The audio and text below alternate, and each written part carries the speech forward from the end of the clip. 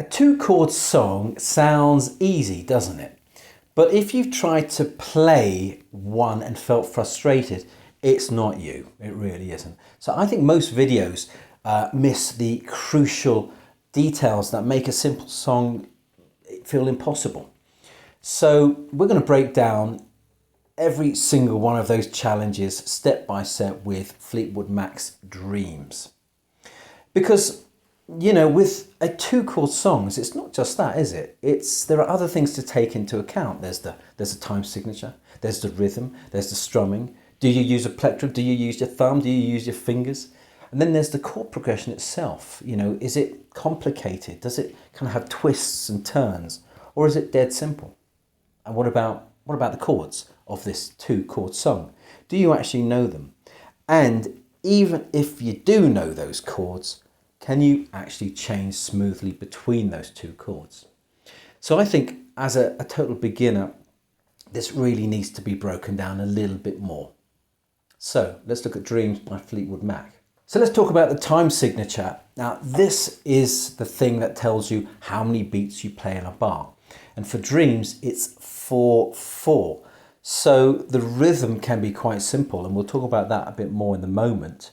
The strumming itself, well, we can do a couple of different things. We know that it's 4/4. There are 4 beats in a bar, so we can play 4 down strums in the bar.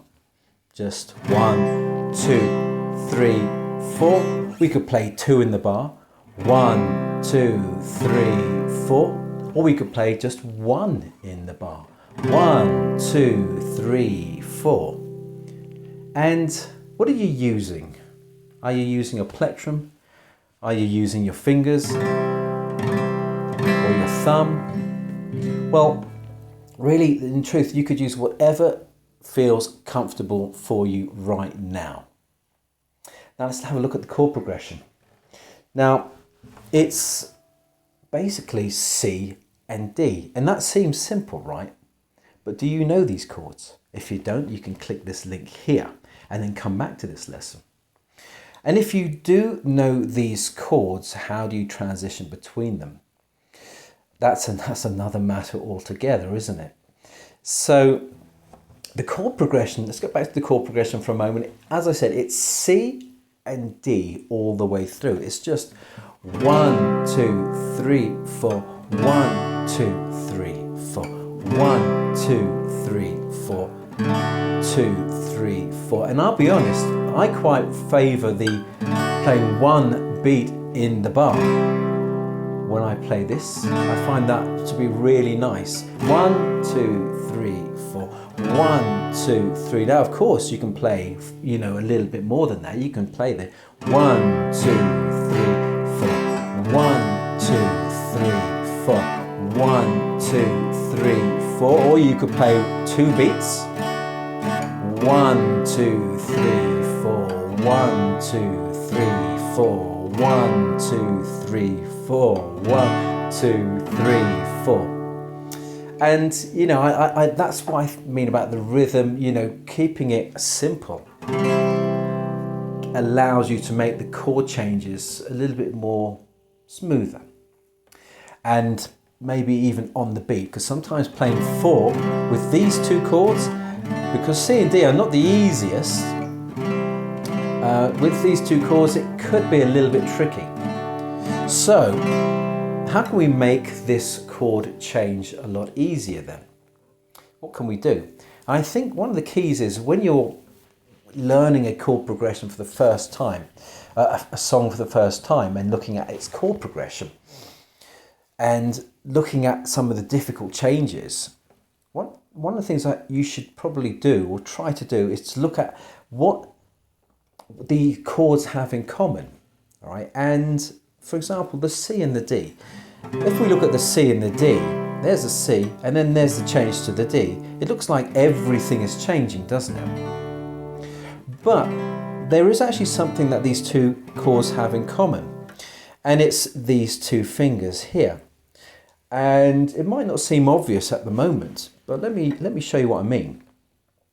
Because these 2 fingers, 3rd finger and the 2nd finger, are on the 3rd fret and the 2nd fret of the C major chord, right? 3rd fret, 2nd fret of, okay, they're on the 5th and the 4th strings. But then when we switch over, if you notice,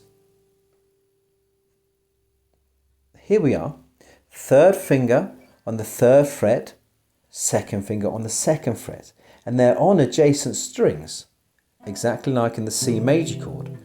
And this is I think is the key to getting a smooth chord change for this song. So you just need to obviously you're going to take off your 1st finger because you don't need that. Then you're going to just lift up a little bit the 3rd finger and 2nd finger, and then glide across to the 1st string and the 2nd string. And then that 1st finger comes down again onto the 2nd fret to complete the D major chord, the 2nd fret of the 3rd string, the G string. And then you have a lovely major chord.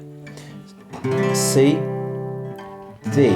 So if you look at my fingers, they stay together as they glide across back and forth, like that there. And there you have the chord progression. That's basically the song.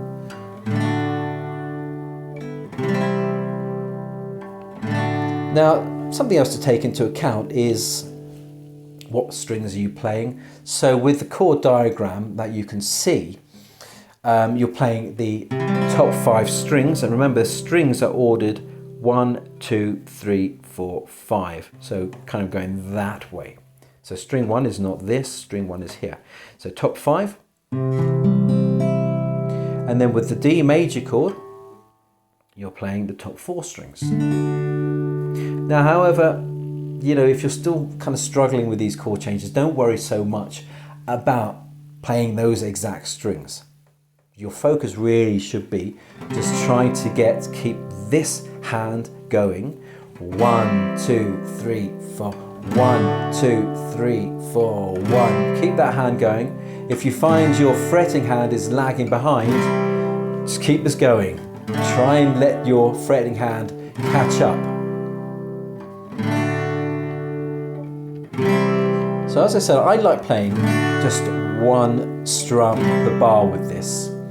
But of course you can try 1, 2, 3, 4. 1, 2, 3, 4. 1, 2, 3, 4. Or you could try this one. 1, 2, 3, 4. 1, 2, 3, 4. 1, 2, 3, 4. 2, 3, 4. 1, 2, 3, 4. 1, 2, 3, 4. But I rather like the 1. I think it's kind of nice. Keeps the song light. But I think it's quite a light song. Now on the record, the song uses F major and G major, but I thought to make this a little easier and to make it easier on my voice, because if you're a guy, this can be quite high to sing, I thought I would change it to C and to D. So if you want to play along with the record, you're going to have to use F and G. But for us here, we're going to play this using C and D. And I should say, what I should say before I forget, is if you want to play with the record but use C and D, what you'll need is a capo. It's one of those metal things that you can put across the strings, and then you can just play the chord itself, C and D. Now I show you with my own capo, but my capo seems to have disappeared. I think my little girl has taken it to do some kind of science experiment or something like that, or just to break it. So here we go. Using C and D, here's Dreams. Let's play this. We'll play it quite slowly, not too fast, okay? And we'll use a metronome. And I'm just using Google's metronome. So just type Google into the search and then you have a metronome. And we're going to play it at about 80 beats per minute. So let's just play a little portion of this song. We don't need to go the whole way through because it's the same chords all the way through. It's the same progression all the way through. Nothing changes. So I'm just going to demo a little bit of the first part of the verse and that's it. And then I expect you to be practicing this every day. So here we go, 80 beats per minute. 1, 2, 3, 4. Now here you go again. You say you want your freedom. Well, who am I to keep you down?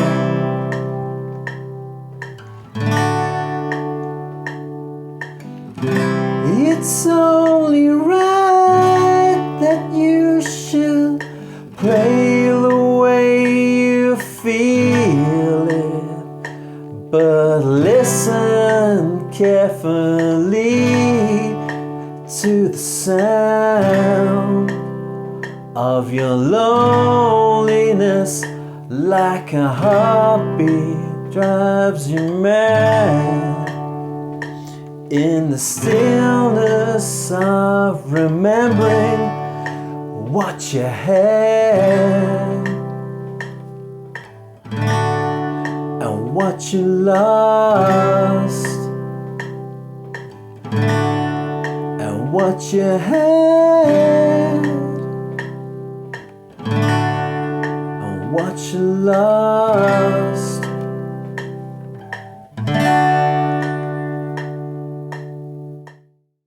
Why don't you check out my 7-day beginner guitar course? You'll learn a number of simple chords and 6 or 7 songs. Check out the link in the description. Now, try these other song tutorials to keep you going. And thank you so much for joining me today. Happy strumming.